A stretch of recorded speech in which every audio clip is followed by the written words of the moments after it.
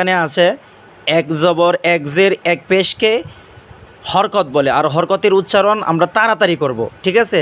জবর আপনার এখানে আলিফের উপরে যদি জবর হয় তাহলে ওই আলিফ কিন্তু হামজা হয়ে যায়, এটা মনে রাখবেন। আলিফের উপরে জবর, আলিফের নিচে জের, আলিফের উপরে পেশ, আলিফের উপরে জজম যদি হয় ওই আলিফ হামজা হয়ে যাবে। তাহলে আমরা এখানে হামজা জবর আ পড়ব। যেমন এটা এই জবরের উচ্চারণ হবে সরাইতে আকার আছে না, আকারের উচ্চারণ হবে। যেমন হামজা জবর আ, বা জবর বা, মানে বয় আকার বা, বাংলাতে হবে বয় আকার বা। যেমন তা জবর তা, বাংলাতে এটা হবে তয়া আকার তা, অর্থাৎ জবরের মধ্যে আমরা আকারের উচ্চারণ করব। তাহলে চলেন আমরা ক্লাস ধারাবাহিকভাবে ইনশাল্লাহ আমরা শেষ করে ফেলি আজকে। আমার সাথে সাথেই পড়তে থাকুন, ইনশাল্লাহ অতি সহজ হয়ে যাবে যদি আমাকে ফলো করেন।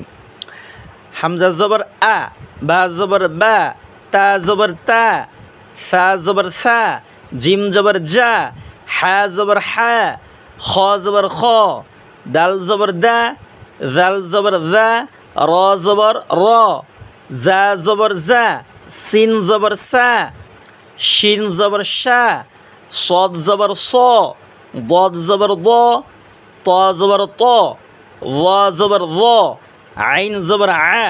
মনে রাখবেন জবরের মধ্যে আকারের উচ্চারণ হবে। বাংলাতে আকার আছে না, সরাইতে আকার, এরকম আকারের উচ্চারণ হবে।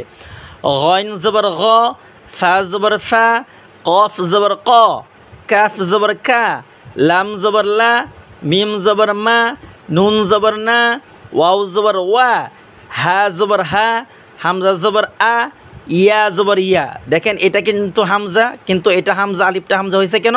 আলিফের উপরে জবর হওয়ার কারণে আলিফ হামজা হয়ে গেছে, ঠিক আছে। আসেন এখন মোটা হরফ আর চিকন হরফ, মানে যে হরফগুলোর মধ্যে আমরা সামঞ্জস্য করে ফেলি, এই হরফগুলা এখানে দেওয়া রয়েছে।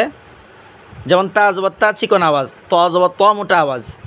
যেমন তা ত, হা জবর হা, হা জবর হা, বা জবর বা, ওয়াও জবর ওয়া, ওয়াও জবর ওয়া, ইয়া জবর ইয়া।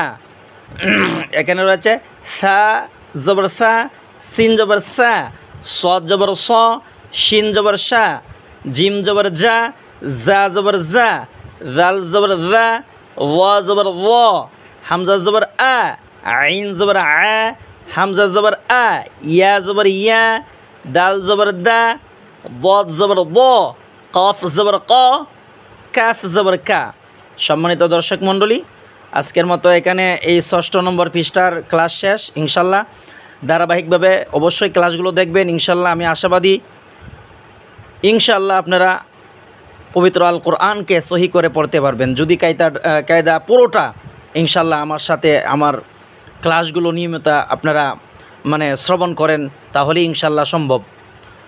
আজকের মতো ক্লাস এখানেই শেষ। আমার জন্য দোয়া করবেন, আমি যেন ধারাবাহিকভাবে ক্লাসগুলো আপনাদেরকে পড়িয়ে যেতে পারি। আল্লাহ যেন আমাকে সুস্থ রাখেন। আল্লাহ হাফেজ। আসসালামু আলাইকুম ওয়া রাহমাতুল্লাহি ওয়া বারাকাতুহু।